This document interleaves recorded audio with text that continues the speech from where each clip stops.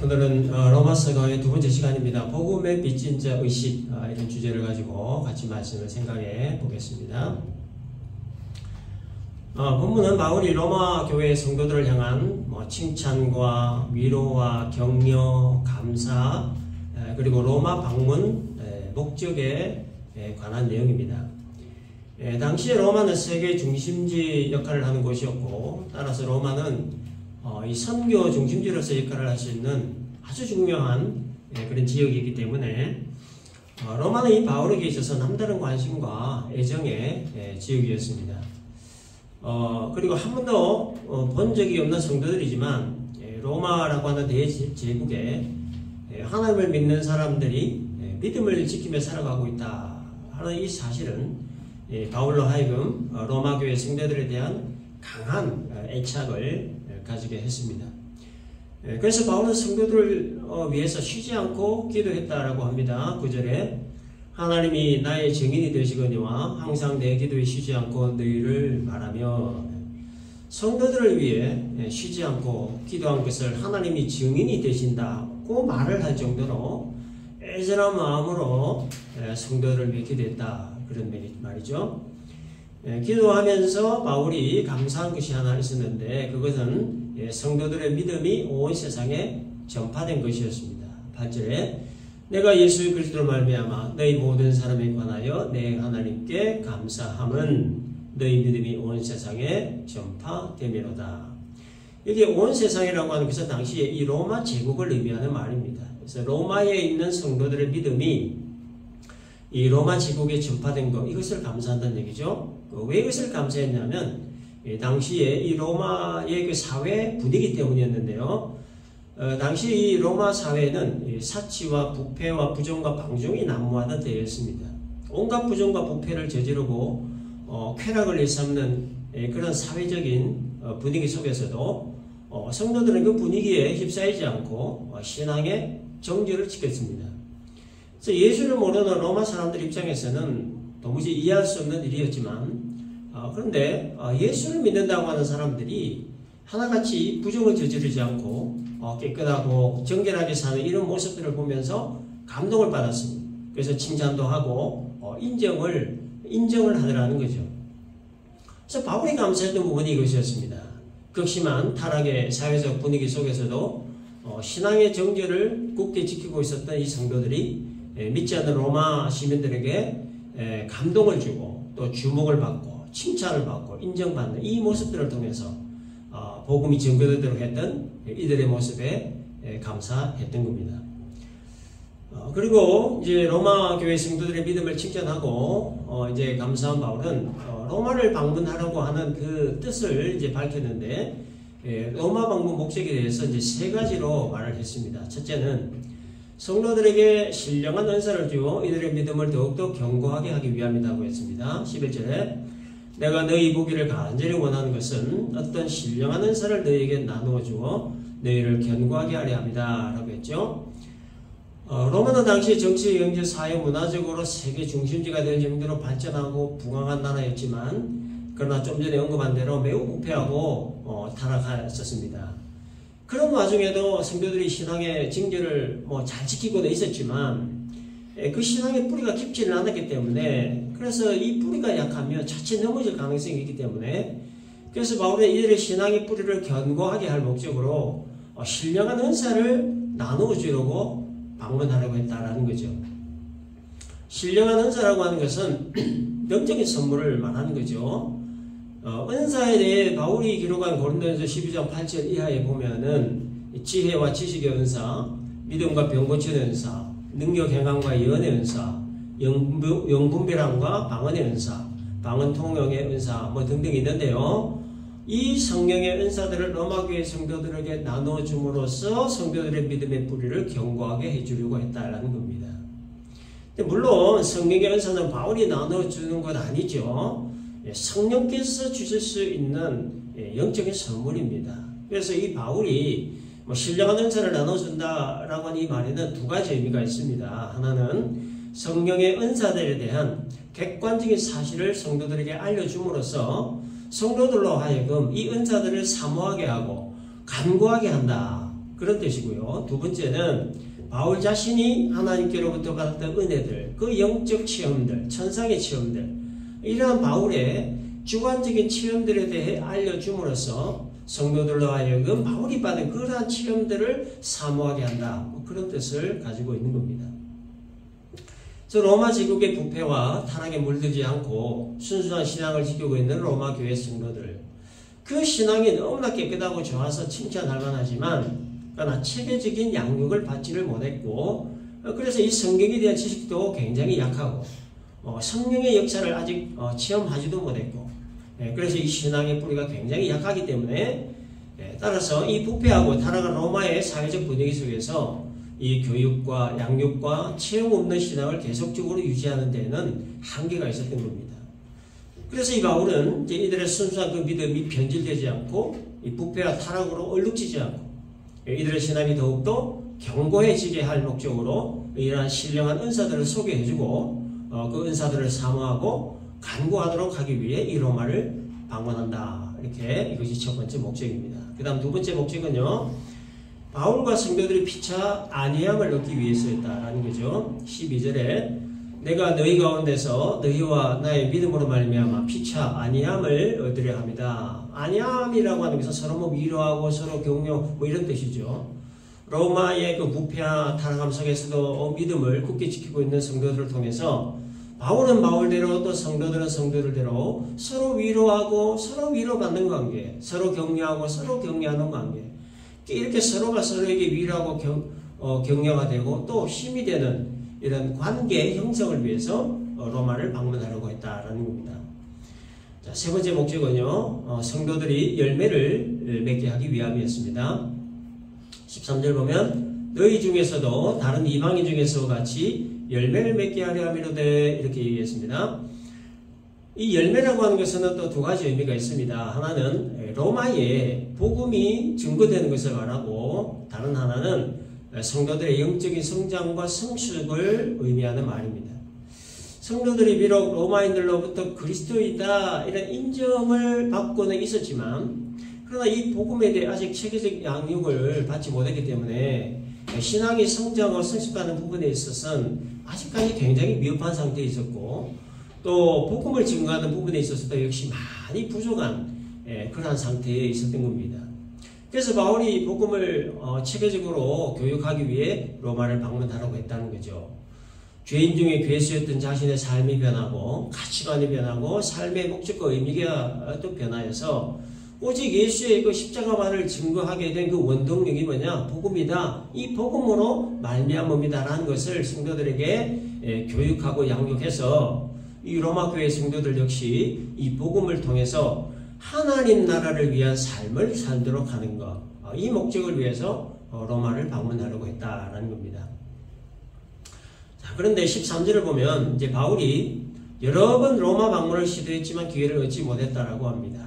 그래서 바울은 10절에서 어떻게 하든지 이제 하나님의 뜻 안에서 너희에게로 나아갈 좋은 길을 얻기를 구한다라고 이렇게 하면서, 비록 자신의 힘과 방법으로 지금은 로마에 갈 수 있는 길이 없지만 그 길을 열어주시기를 하나님께 계속 구하고 있다, 이렇게 얘기한 겁니다. 이 구절에서 우리가 주목해봐야 될 말이 하나가 있는데요, 그것은 이제 하나님의 뜻 안에서 라고 하는 말입니다. 하나님의 뜻 안에서.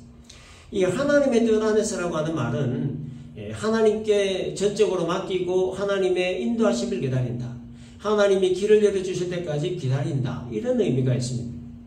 아무리 가고 싶어도 하나님이 길을 열어주시지 않으면 갈 수 없고 또 가지 않겠다, 그런 뜻이죠. 그래서 하나님의 뜻을 구하고 있다라는 겁니다. 로마에 가는 것이 하나님의 뜻이라면 언제, 어떻게, 어떤 방법으로 갈 수 있을 것인가, 그 하나님의 뜻을 알기 위해 기도하고 있다, 그런 뜻이죠. 당시에 땅끝으로 알려져 있던 스페인으로 가기 위해서는 반드시 이 로마를 통과해야만 했고, 그래서 바울은 이 로마를 그토록 가고 싶어 했지만, 근데 그 이유는 잘 모르겠지만 로마에 갈 수 있는 길이 계속 이렇게 막혀 있었고, 그래서 바울이 취했던 행동은 하나님의 뜻을 구하는 일이었습니다. 로마에 가는 것이 하나님의 뜻이 맞기는 분명히 맞는데, 또 언제, 어떤 방법으로, 어떻게 가야 하는지 그 하나님의 뜻을 물었던 거죠. 여러분이 하나님의 뜻이라고 하는 거는요, 참 알다가도 모르겠는 것이 이 하나님의 뜻이 아닌가 싶습니다. 이게 하나님의 뜻인가 하면 아니고, 지금가 싶으면 또 아니고, 이건 아니겠지 싶으면 그게 또 맞아요.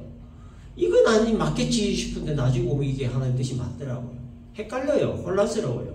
그래서 이 하나님의 뜻을 정확하게 안다는 것은 정말 쉬운 일이 아닙니다. 내가 고민하고 갈등하고 있는 문제들, 이 문제 해결을 위한 그 하나님의 뜻은 과연 무엇이냐?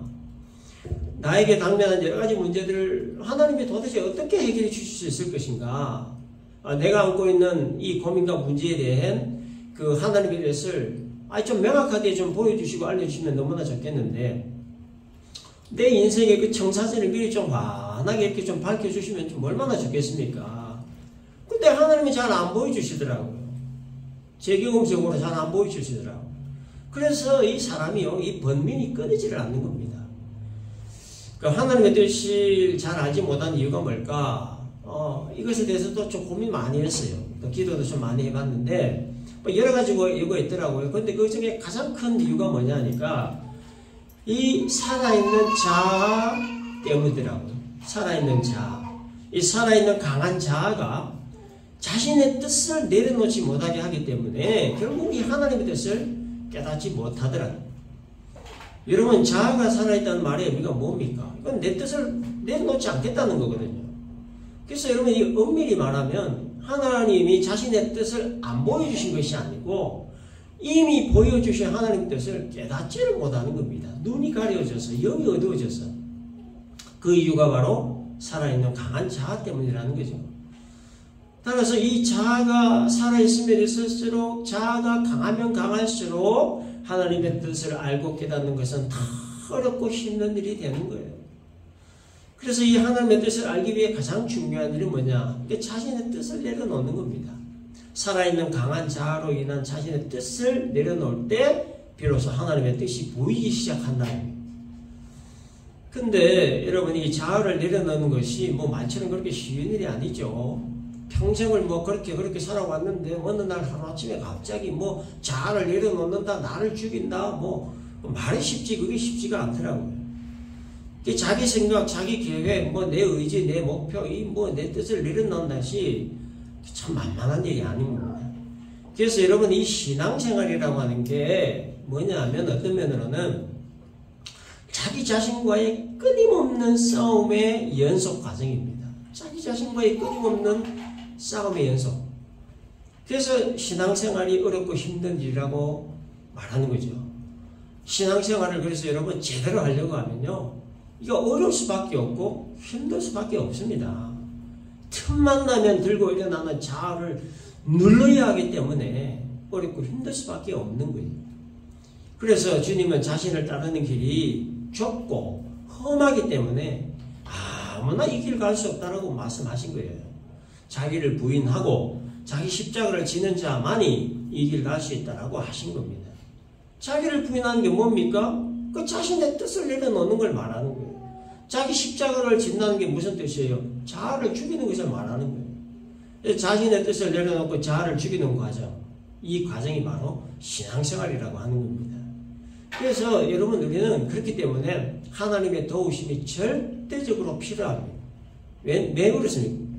내가 스스로의 힘과 능력으로는 이거 골100번 골1000번 죽었다 깨어나도 내 뜻을 내려놓기 어려워요. 자아를 죽이는 일은 이건 거의 불가능합니다. 그래서 하나님의 도움이 절대적으로 필요한 겁니다.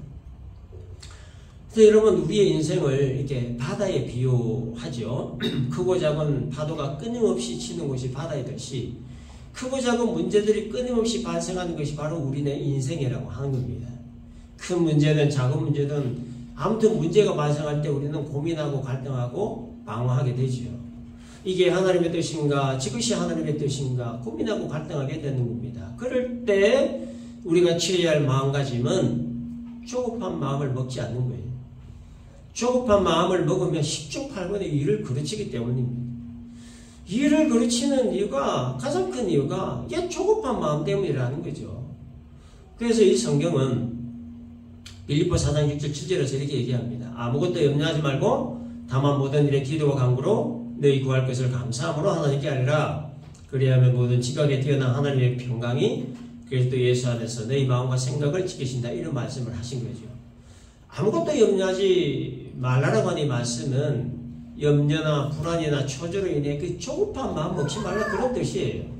조급한 마음 먹지 말고 나에게 당면한 하나님의 뜻이 뭔가 하나님께 물으라고 하는 거죠.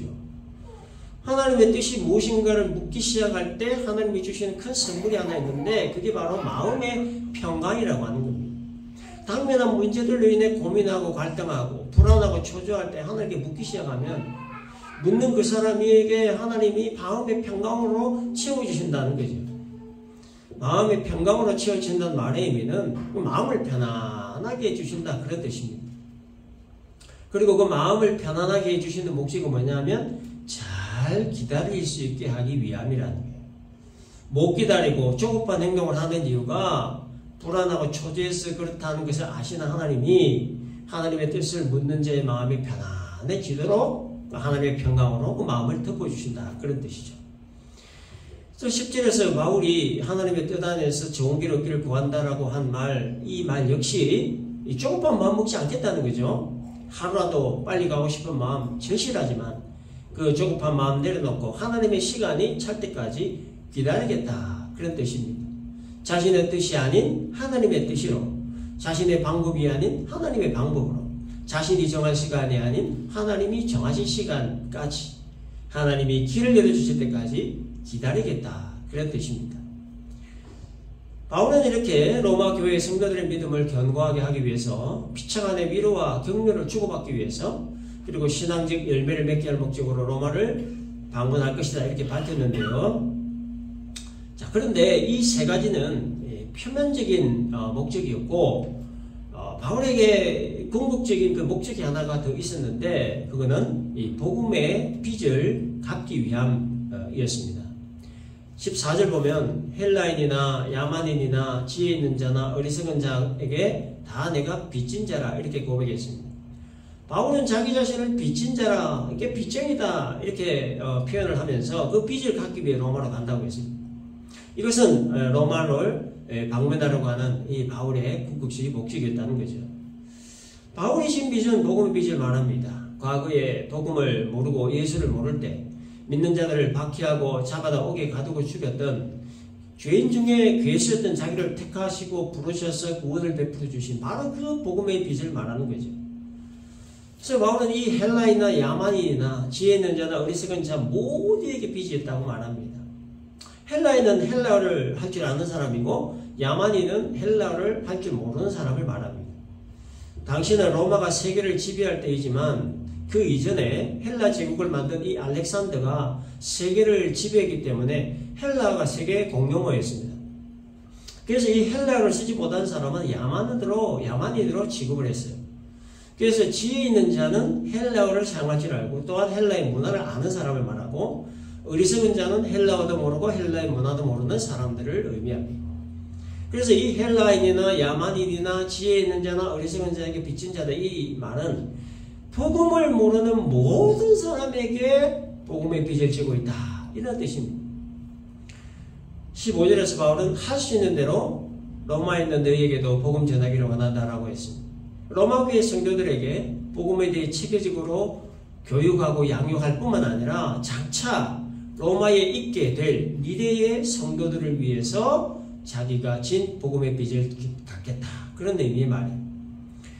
그리고 16절에서 이 복음은 모든 믿는 자에게 구원을 주시는 하나님의 능력이기 때문에 이 복음을 부끄러워하지 않는다라고 하면서 17절에서 복음에는 하나님의 의가 나타나서 믿음으로 믿음에 이르게 하나니 기록된 바 오직 의인은 믿음으로 말미암아 살리라 함과 같다, 아주 중요한 말을 했습니다. 이 구절은 하박국 2장 4절 말씀을 인용한 구절인데요.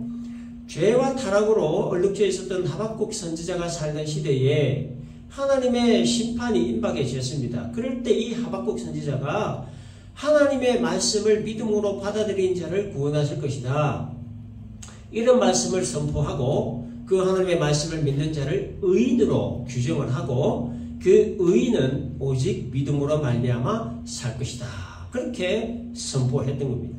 그러므로 그리스도인을 한마디로 정의하라면 오직 믿음으로 사는 사람이다 라는 거죠. 세상은 돈으로 살고 명예로 살지만 그리스도인은 믿음으로 산다는 거죠. 믿는 자와 믿지 않는 자의 구별을 확연하게 구별짓게 해주는 그 기준이 뭐냐? 믿음이라고 하는 겁니다. 믿음으로 사느냐, 돈으로 사느냐, 무엇으로 사느냐라는 거예요.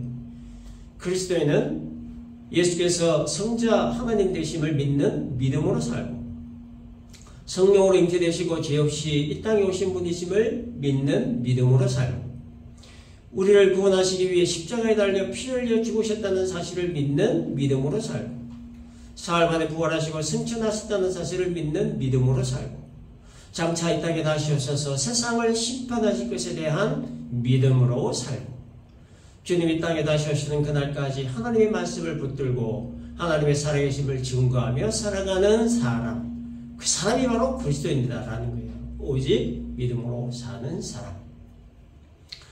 여러분, 믿는 자에게 구원을 베푸시는 하나님의 능력인 복음을 우리는 아무 조건 없이 받았습니다. 이 복음으로 구원과 영생을 얻고 천국을 보장받은 세상에서 가장 큰 복을 받은 사람입니다. 이 말은 우리를 역시 바울과 같이 복음에 빚을 진 사람들이다, 그런 얘기죠. 내 지혜에 대한 빚을 아무 조건 없이 탕감해 주신 하나님께 복음에 빚을 진 사람이다 라는 얘기예요.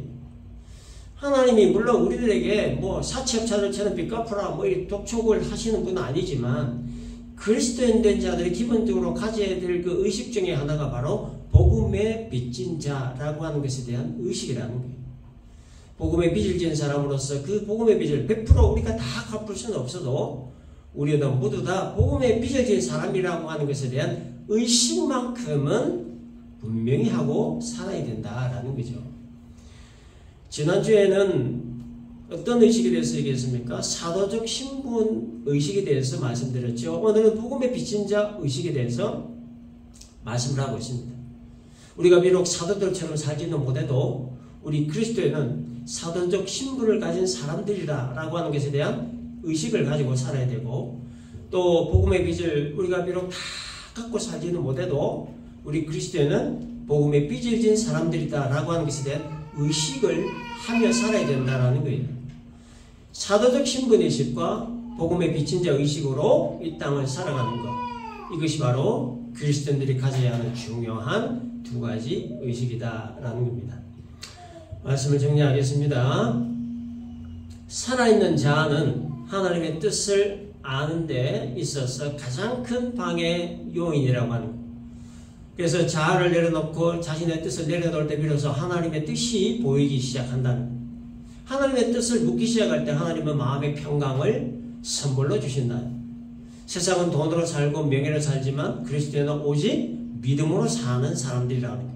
오늘의 말씀을 우리 모두가 잘 기억을 하고, 신앙의 과정을 통해서 우리의 자아가 조금씩 죽어져 감으로 하나님의 평강이 우리들 마음에 충만하게 채워질 수 있기를 바라고요. 그래서 하나님의 뜻을 올바로 깨달을 수 있는 큰 은혜가 우리 모두에게 임하시기를 바라고, 사도적 신분의식과 복음의 빚진 자 의식을 가지고 이 땅을 우리가 살아감으로 말미암아 우리를 택하시고 부르신 그 하나님의 뜻을 온전히 성취시켜 가시는 하나님의 큰 은혜를 매일마다 체험하며 살아가는 복된 성도 우리 모두